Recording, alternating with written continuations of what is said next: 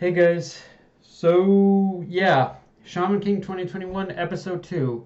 And before getting into the nitty gritty of the episode, one thing I want to talk about is the episode count because everyone knows that the Shaman King reboot was given like 52 episodes right out of the gate in order to supposedly adapt 300 all 300 chapters of the manga.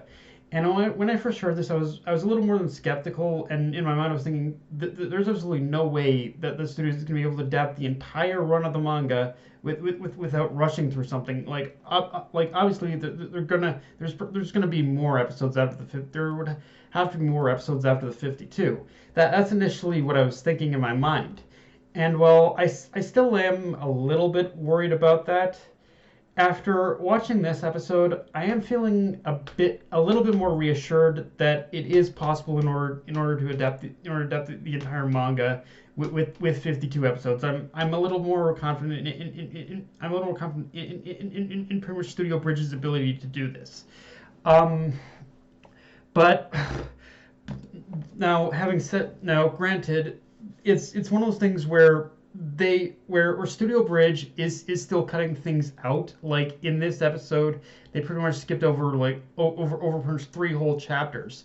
But the thing is, even though they are skipping over stuff, one thing that this episode made me realize, and something that Studio Bridge is doing, is that they seem to be taking is that in terms of how they're adapting Shaman King, they seem to be taking a very similar approach as to what pretty much Yu Yu Hakusho had done with its as to how the Yu Yu Hakusho anime adaptation turned out, which is that they're skipping over material that isn't entirely relevant to the narrative or story. And in the case of this episode, I do remember the chapters that were skipped. I do like vaguely remember the chapters that were skipped over in this episode, and which in this case were chapters 3 to 5. And yeah, if I'm remembering correctly, those chapters specifically had a bit more of a bit more of a pretty much filler or side story vibe to them. So in that sense, we didn't really miss much, and I think that's kind of the approach that Bridge is going to be taking. If there are any chapters going forward that are like that pretty much have the that pretty much aren't all that pretty much are just kind of have this sort of vibe of being like a bit of a side story or fillery or something like that. That's probably the areas where they're gonna cut like material, I think. Um, now, with that said, let's talk about the episode itself. And the big thing, obviously, about this episode is the introduction to Tao Ren and Basson, Yo and Amidamaru's first real opponents in the series. But also, and I don't think I'm spoiling anything, giving anything away by saying this, but also establishes pretty much Ren as pretty much Yo's as Yo's like pretty much first like this first real rival. Like it establishes the relationship between Yo and Ren as that of rivals in this series as well. And when I first saw this fight in the original anime, I thought it was really cool and epic. But at the same time, I also recognize I was a kid, and when I watched this way back when, and I wasn't, and it wasn't until I started like Prince reading the manga only recently that I was able to appreciate the Prince underlying subtext of the fight between like Ren and Yo, which is that in the short time we've gotten to know Yo as a character, like Yo, he approaches everything with a smile and more or less a lot of unwavering optimism.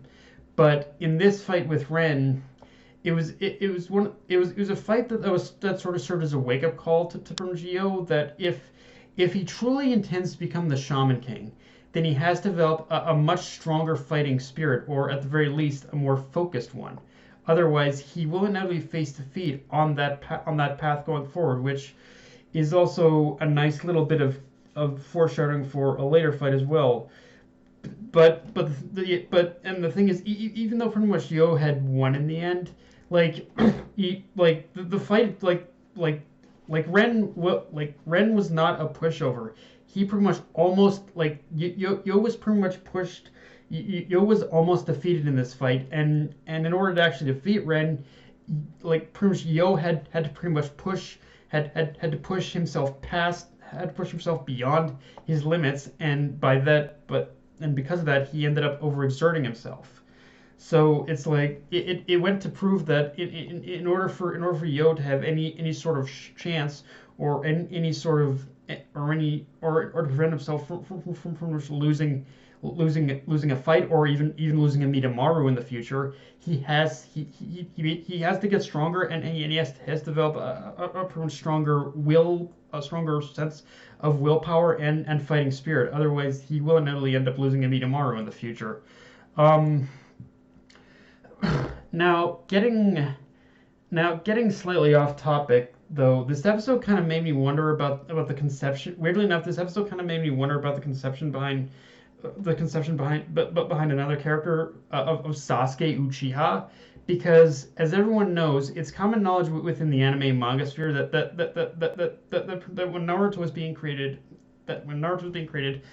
it, it, when Naruto was being created, when Naruto was being created, ma, ma, when Naruto was being created, Masashi Kishimoto took a lot of heavy inspiration from Yu Yu Hakusho's Hiei in creating Sasuke. But revisiting Shaman King like this does make me wonder if Kishimoto took a little bit from Ren as well in Sasuke's conception, because there are, honestly, when I look at Ren's character and how he started out, there are a lot more similarities I'm seeing out of Ren and Sasuke than Hiei and Sasuke, at least when it comes to how they start off as characters, I think.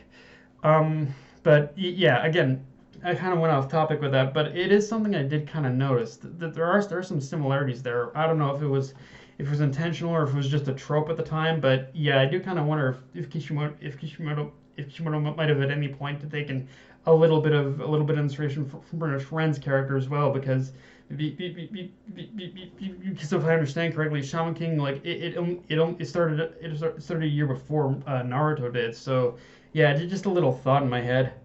Um, Another thing I really like about this episode, which kind of ties into the world building aspect I brought up last week, is that unlike the original anime, I like how we're actually taking a lot more time in this version to dive into the mythos and dynamics about the relationship between spirit and shaman. Whereas in the original anime, I suppose that they did go over a little bit of that, but not but they didn't do, but they just kind of give us a little bit of the cliff notes, and didn't really actually dive much into that. Obviously the original anime was constrained by the fact that it had to go in a vastly different direction, having caught up to the source material. But it did often feel like they were force feeding us all these concepts for the sake of time and pacing. Whereas here, because the manga is finished and there's more material to work off of and more time to develop these dynamics, and that's not even including the 4Kids dubbed and what the 4Kids dub might have cut out. But yeah, there just overall feels like a lot more time in order to like dive into the whole concepts and ideas and just dynamics of how this world of shamans works, kind of thing. Um, I also like how this episode it pretty much does address the whole idea of how as society advances and modernizes, people are believing less and less in things like ghosts and spirits and the supernatural in general, which has actually caused a struggle within like the community, with a struggle for shamans to preserve like the balance of nature. And in a certain way, even though Ren's ideals and his beliefs are very misguided, it does it like just getting the whole background of how humanity is kind of overtaking like the idea of shamanism. It does show that Ren does kind of have a point, even if he goes about the solution in a much more hostile manner of trying to wipe out humanity. Um, with that said, though, we get introduced to a new character for pretty much anyone going to the series for the first time, Anna, who is Yo's fiance. And yeah, I'm just gonna come right out and say it. I'm not even gonna front anyone. Anna is, quite frankly, my least favorite character in Shaman King, and it's not just me taking from like one experience or the other. Like, cause for me, whether it was original anime or the manga, she still kind of ended up in this weird place for me where even when she did something worthwhile or notable as a character, she just always had this presence where she was just kind of there, not having not really leaving all that much of a worthwhile impression. And again, I'm speaking from the experience of watching the original anime and reading the manga. She just I'm sorry to anyone who likes Anna out there, but yeah, as a character, she just never left that much of an impression for me, other than being the spunky female sidekick. Again, again, I've read the manga, so I know that Anna does go through a lot of more changes there than in the than in the original anime. But yeah, I couldn't get into her as a character. Yeah, sorry guys. Um, but yeah, guys, that's all I got for this review. If you enjoyed the video, like, comment, subscribe. Follow me on Twitter, Facebook, and let's Crunchyroll. Dead Knight of Anime, signing off. Later, y'all.